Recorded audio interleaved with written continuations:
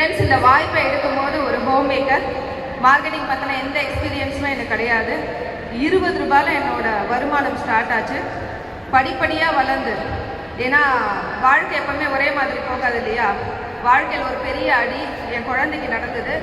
அதன் மூலமாக வாழ்க்கையில் நிறைய படிப்புகளை படித்து வெஸ்டீஜை என்னோட கெரியராக ஸ்டார்ட் பண்ணி, அதுக்கப்புறம் கொஞ்சம் கொஞ்சமாக வளர்ந்து வெஸ்டீஜ் என்னோட ஹையஸ்ட் இன்கம் 8,39,673 ரூபாய்.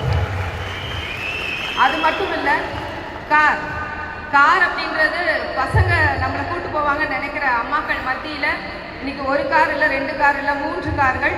ஃபஸ்ட்டு 11 லட்சம் மதிப்புள்ள நிசான் சன்னி, இன்னைக்கு உலகத்தின் மிகப்பெரிய கோடீஸ்வரர்கள் பயணம் பண்ணக்கூடிய மெர்சிடிஸ் பென்ஸ், அதுக்கப்புறம் 3வது ஒரு 12 லட்சம் மதிப்புள்ள கார். ஃபாரின் ட்ரிப் இங்கே இருக்கிற டெல்லிக்கு ஒரு வாட்டி போயிட்டு வரலாமா அப்படின்னு ஃப்ளைட்டில் நினச்சவன் நான். இன்னைக்கு வெஸ்டீஜ் மூலமாக 25 நாடுகள் என் கணவரோட சுற்றி பார்த்துட்டு வந்திருக்கேன். ஃபஸ்ட்டு ஹனிமூனுக்கு கூட போனதில்லை, ஆனால் 25th ஆனிவர்சரியை சுவிட்சர்லாந்தில் செலிப்ரேட் பண்ணிட்டு வந்தேன் நானும் என்னோட ஹஸ்பண்டும்.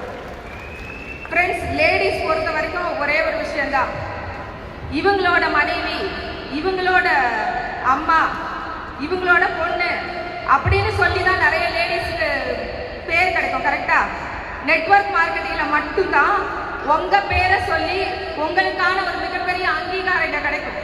நீங்கள் என்ன படிச்சிருக்கீங்க, உங்களுக்கு என்ன தெரியும், நீங்கள் எந்த இடத்துல இருக்கீங்க, எதுவுமே தேவையில்லை. நீங்கள் இருந்த இடத்துல இருந்து, அதான் சொல்லுவாங்கல்ல, பூமியில் இருப்பதும் வானத்தில் பறப்பதும் அவரவர் எண்ணங்கள். இங்கே எண்ணத்தை மட்டும் விதையா போட்டுட்டீங்க அப்படின்னா இது எல்லாருக்குமே சாத்தியம். தீபன் சார் லாஸ்ட் டைம் வரும்போது சொன்னார், 2035ல இந்தியா எப்படி இருக்க போகுது அப்படின்னு சொல்லிட்டு.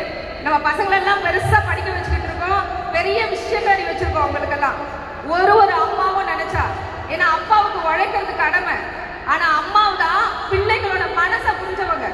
அப்போ 2035ல நம்ம பசங்களோட நிலைமை எப்படி இருக்கும், எத்தனை பேருக்கு வேலை இருக்கும், அவங்க நினைக்கிற வாழ்க்கையை அவங்களுக்கு அமைச்சு கொடுக்க முடியுமா அப்படின்னு ஒரு பெண்ணும் இங்கே முடிவெடுத்தா நம்ம குடும்ப